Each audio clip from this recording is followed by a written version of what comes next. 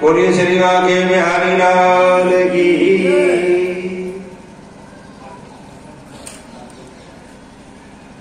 गर्भ दुष्टस्य मैथुने, उस समय गर्भाधान होता है तो उस समय दुष्ट संतान माता के गर्भ में आती है। निद्राया हरते लक्ष्मी, संध्या का समय सदग्रस्त के घर में तुलसी के नीचे दीपक जलना चाहिए। भगवान का जहां देवालय मंदिर प्रांगण बना रखा है वहां दीपक जलना चाहिए। भगवान की आरती पूजा होनी चाहिए। और जहां घर के सदस्य उस समय सोए रहते हैं, घर का दरवाजा संध्या के समय खोल देना चाहिए थोड़ी समय के लिए। और जो लोग सोए रहते हैं उस समय पर, संध्या के समय पर, निद्राया हरते लक्ष्मी, वहां धन की कमी बन जाती है। लक्ष्मी का आगमन नहीं होता। लक्ष्मी नारायण तो सबके घरों में आते हैं, जिनके दरवाजे खुले मिलते हैं वहां आते हैं, जिनके दरवाजे बंद मिलते हैं वो बाहर से वापस चले जाते हैं। स्वाध्याय मरणम ध्रुवम, और जो विद्यार्थी उस समय अपनी विद्या का अध्ययन करते हैं, पढ़ते लिखते हैं, वो पिछली विद्या को भी भूल जाते हैं। संध्या का समय केवल भगवान की भक्ति करने के लिए ही है बस। अब उसी प्रतिकूल समय में दिति ने अपने पति से अपनी इच्छा प्रकट की। उन्होंने कहा कि देवी, ये समय भगवान के भजन ध्यान का है, तुम भी भगवान का ध्यान करो। लेकिन देवी ने कहा कि आपने मुझे वादा किया था, वचन दिया था। गलत समय पर गर्भाधान होने पर दिति के गर्भ में उन्हीं दोनों ने स्थान ले लिया, हिरण्याकश्यप और हिरण्याक्ष। वही जय और विजय। जब से गर्भधारण किया तभी से पृथ्वी पर बड़े बड़े उत्पात होने लगे। पृथ्वी हिलने लगी, आंधी आने लगी, बिजली चमकने लगी, तूफान आने लगे, इसी प्रकार के उत्पात मचने लगे। इस प्रकार के उत्पात मचे। आगे आने वाले समय में यही फिर हिरण्याकश्यप और हिरण्याक्ष नाम से प्रकट हुई। अब इनको ध्यान था कि हम कहां के रहने वाले और कहां आ गए। इन्होंने भगवान से बड़ा वैर ठाना। वैर ठाना तो यही हिरण्याक्ष जो था पृथ्वी को रसातल में ले गया। तो भगवान ने इस सृष्टि की उत्पत्ति के लिए जब ब्रह्मा जी ने प्रार्थना करी तो वही भगवान क्या बने, वराह बन गए। बोलिए वराह भगवान की जय। भगवान ने अपने भक्तों के भले के लिए क्या बने, सूकर का रूप बना दिया।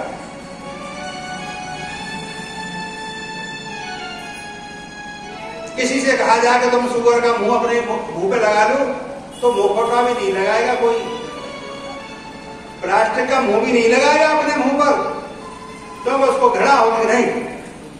लेकिन भगवान ने अपने भक्तों के भले के लिए, अपने कल्याण के लिए सूकर का रूप धारण किया। सूकर में शक्ति होती है सूंघने की, सूंघने की शक्ति ज्यादा होती है।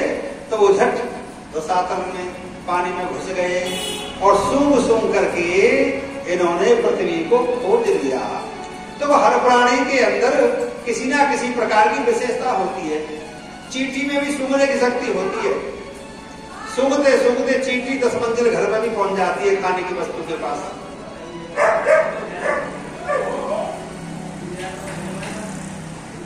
किसी में आंखों की शक्ति ज्यादा होती है, जैसे गिद्ध इत्यादि।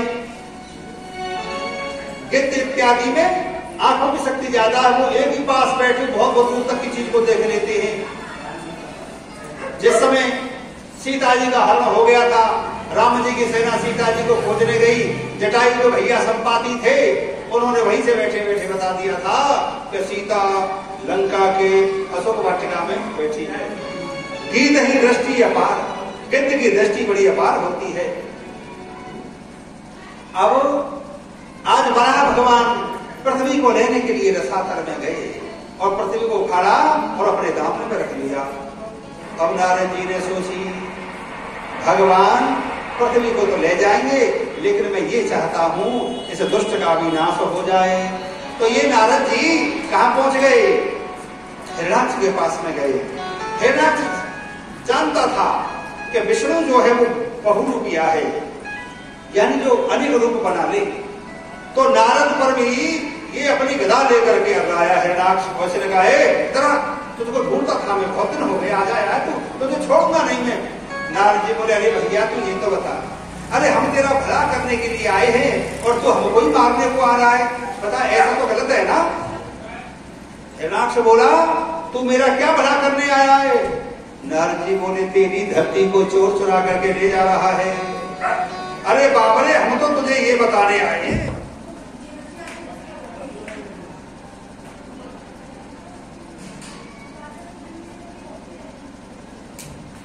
हम तो ये बताने के लिए आए हैं कि तू अपनी पृथ्वी को बचा ले चोर से।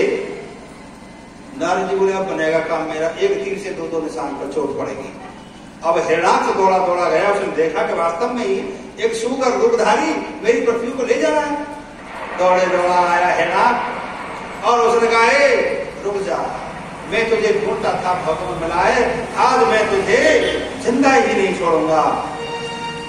भगवान अपने काम में लगे रहे। देखो जो काम करने वाला व्यक्ति है ना, उसे ये लगता है कि भाई मुझे तो अपना काम करना है, अब ये अगर मैं इससे उलझ गया तो मेरा काम रुक जाएगा। अब यानी हिरण्याक्ष ने कई बार भगवान को वार किया। भगवान कभी ऐसे हो जाए, कभी तिरछे हो जाए, कभी नीचे को बैठ जाए, कभी झुक जाए, कभी ऊपर हो जाए, मतलब यानी चोटों को वो बचाते रहे। समझदार आदमी जो होता है वो बेवकूफ से कभी भी लड़ाई नहीं करता। तो समझदार को पता है अरे ये आते बच के चलो भैया, धीकन को धीक होते रहे, घर नहीं तो बाहर रहते। अरे हम इससे लड़ेंगे तो नुकसान दोनों का ही होगा, इसलिए से बचने में ही भलाई है। अब भगवान बार बचाते गए और धर्म की रस्सियों से पृथ्वी को कस दिया। अब हो गए फ्री, बोले अब आ जा, अब हाँ अब देखूंगा तुझे, मुझे जो काम करना था वो तो मैंने कर दिया, अब आ। अब तो जब आया है तो जाने गदा मारी और भगवान ने ऐसे दुष्ट का पर वहीं पर संहार कर दिया हिरण्याक्ष का। और पृथ्वी को ला करके ब्रह्मा जी से गई, ले जी ब्रह्मा जी तुम कह रहे पानी पे का मैं अपनी सृष्टि की उत्पत्ति करूं, अब ये पृथ्वी मैंने तुम्हें सौंप दी है, इस पृथ्वी पर तुम अपना करो सृष्टि की उत्पत्ति।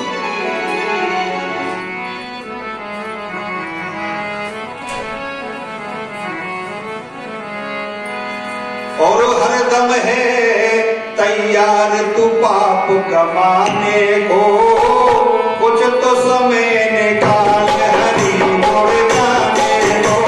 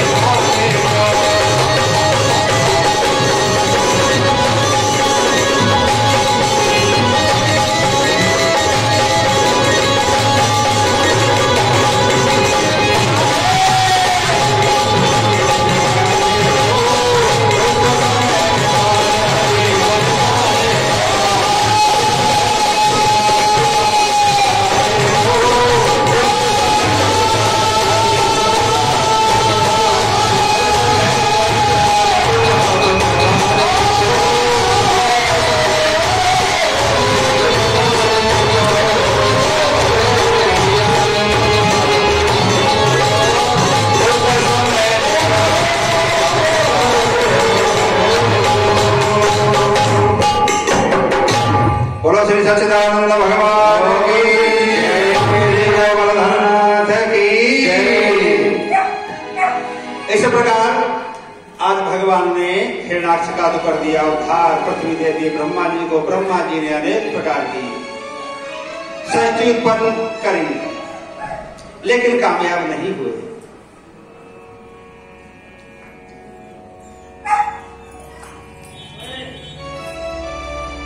अनेक प्रकार की सृष्टि करी है, लेकिन वो उसमें सफल नहीं हुए।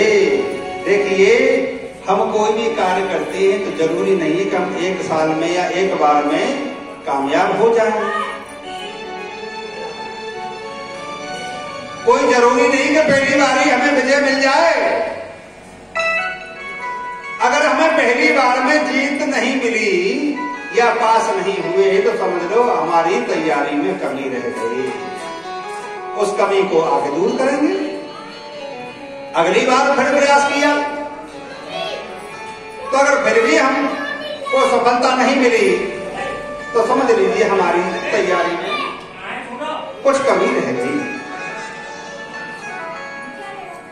एक न एक दिन हमें सफलता जरूर मिलेगी अगर हम सच्ची लगन के साथ लगे हैं। जा पर जे का सत्य स्नेह तो ते मिले ही न कछु सन देखो।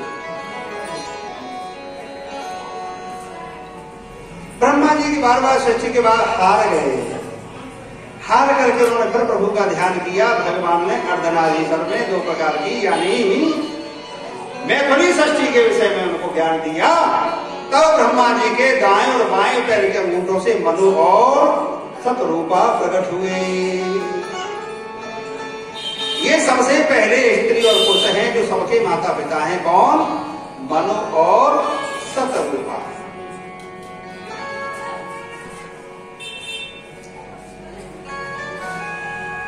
ब्रह्मा जी ने इनसे कहा कि देखो मेरे पुत्र मनु, मैं तुम्हें सृष्टि की उत्पत्ति का भार सौंपता हूं। मैं तुम्हें सृष्टि प्रारंभ करिए। प्रिय व्रतो उत्तान पाद सुतो स्वयं भव मनुष्य यथा नरम जगत पत्तो सप्तदीपवती मही। ये सातों दीपों से भरी हुई पृथ्वी मनु महाराज को सौंप दी। मनु महाराज के ने अपना ये मैथुनी सृष्टि के अनुसार प्रियव्रत और उत्तानपाद नाम के दो पुत्र पैदा हुए और 3 बेटी पैदा हुई, आकुति, प्रसूति और देवहूति। 3 बेटियां पैदा हुई, आकुति, प्रसूति, देवहूति और प्रियव्रत और उत्तानपाद। प्रियव्रत तो जो है भगवान का भजन ध्यान करने के लिए चले गए।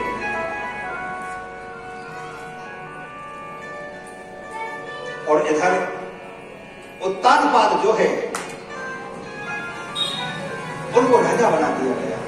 उत्तानपाद का मतलब क्या है?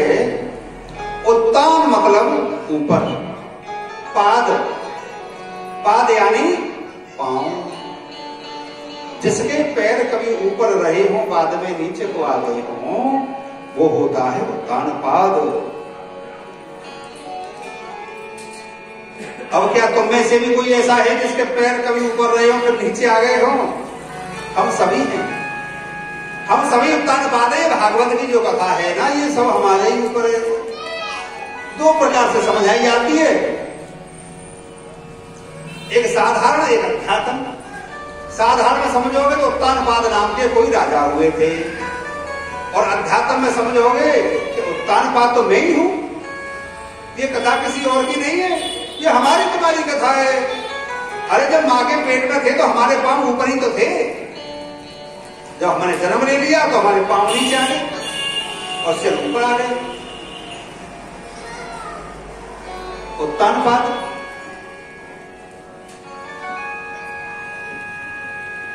की 2 पत्नियां हैं, आकुति और उत्तानपाद की सुरुचि और सुनीति। 2 पत्नियां हैं इनकी। अब तुम ध्यान करो तो हर व्यक्ति दो पत्नियों का स्वामी है।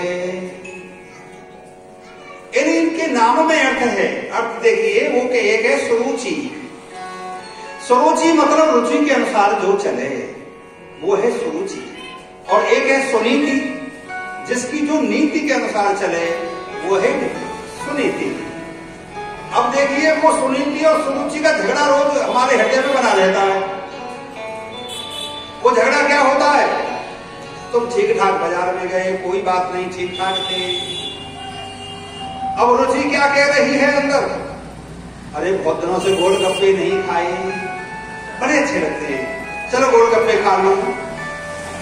अंदर सुनीति रोकती है कि नहीं, कल बुखार आ गया था, इसलिए गोलगप्पे खाना ठीक नहीं है। और दोनों में लड़ाई वाली है अंदर। पर सुरुचि क्या कह रही है? अरे कोई बात नहीं, बुखार तो ठीक हो गया, अब थोड़ा ही बुखार, चल खा ले। पर सुनीति कहती है पहले मैंने ऐसे किया था, बुखार लंबा पड़ गया था, इसलिए मुझे परहेज से रहना चाहिए, इसमें मेरी भलाई है। लेकिन सुनीति कमजोर पड़ जाती है और सुरुचि हावी हो जाती है। वो जाकर के गोलगप्पों में घोल लगवा ही देती है। इसी प्रकार सुरुचि और सुनीति का झगड़ा हमारे अंदर, सबके ही अंदर हमेशा बना रहता है। और सुनो, कभी रास्ते में जा रहे हैं, कोई मक्का का खेत आ गया, सुंदर सुंदर मुठिया लगी हुई है। सुरुचि क्या कह रही है? अरे तो बड़ी अच्छी मीठी मुठिया तोड़ ले दो चार। अंदर सुनीति कहती है पहली बात तो ये मेरा खेत नहीं और इस पर मेरा हक नहीं, चलो छुप के मैं तोड़ भी लूं। और खेत वाले ने देख लिया तो मारेगा। सुनीति कह रही है चोरी करना पाप है, लेकिन सुरुचि क्या कह रही है? अरे कोई दिखाई नहीं दे रहा तो कहने का मतलब ये है, ये सुरुचि और सुनीति का झगड़ा रोज बना रहता है। प्यारे भाइयों, इनके कोई संतान नहीं हुई महाराज उत्तानपाद के। तो पहले जो पत्नी थी ना सुनीति, उसी ने बार बार कहा कि तुम दूसरी शादी कर लो, जिससे संतान पैदा हो जाएगी। तो महाराज उत्तानपाद ने उसको बहुत मना किया था कि देख ये बेकार की बात है, तू ऐसे मुझको मत कहे, ये सब नसीब का चक्कर है। अगर मेरे नसीब में बेटा होगा तो तेरे द्वारा हो जाएगा, और नहीं होगा तो मैं कितनी भी शादी कर लूं, बेटा नहीं होगा। लेकिन सुनीति पीछे पड़ के राजा की शादी करा दी थी।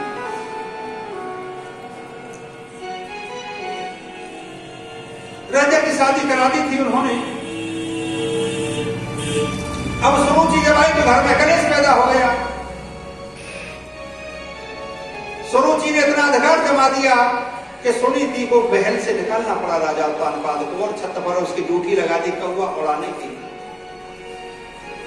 समय का चक्र ऐसा होता है बलवान। एक समय की बात है, भगवान की कृपा से राजा उत्तानपाद जंगलों में भटक गए रास्ता। घोड़ा भी लौट आया, सैनिक भी लौट आए, लेकिन राजा को जब होश आया तो उन्होंने देखा तो रात हो चुकी है। पैदल चलते चलते राजा उत्तानपाद अपनी अयोध्या नगरी में आए।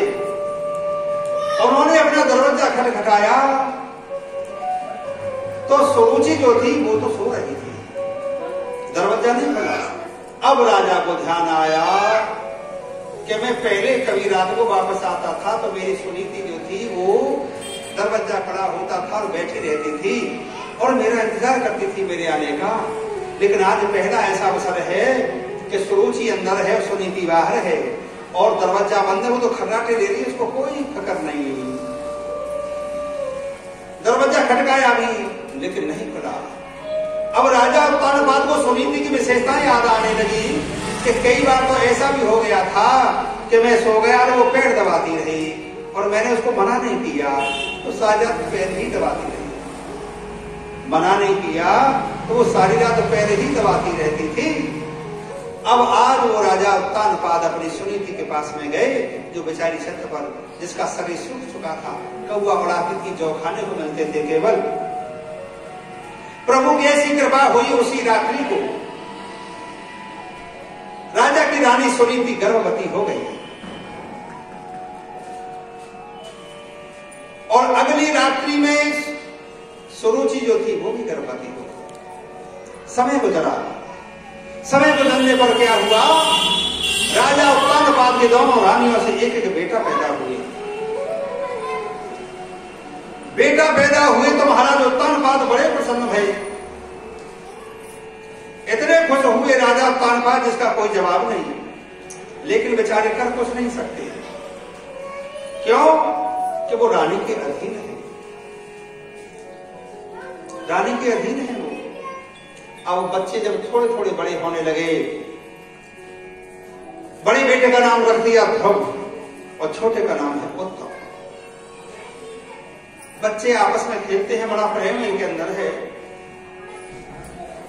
लेकिन सुरुचि जब देखती है तो ध्रुव को भगा देती है, मारती है और कहती है नौकरानी के बेटा, ये रानी का बेटा है, दोस्ती मित्रता बरबर वाली से होती है, तो चल भाग, आज के बाद यहां मत आना कभी भी। ऐसा कह करके उसको बार बार भगा देती है।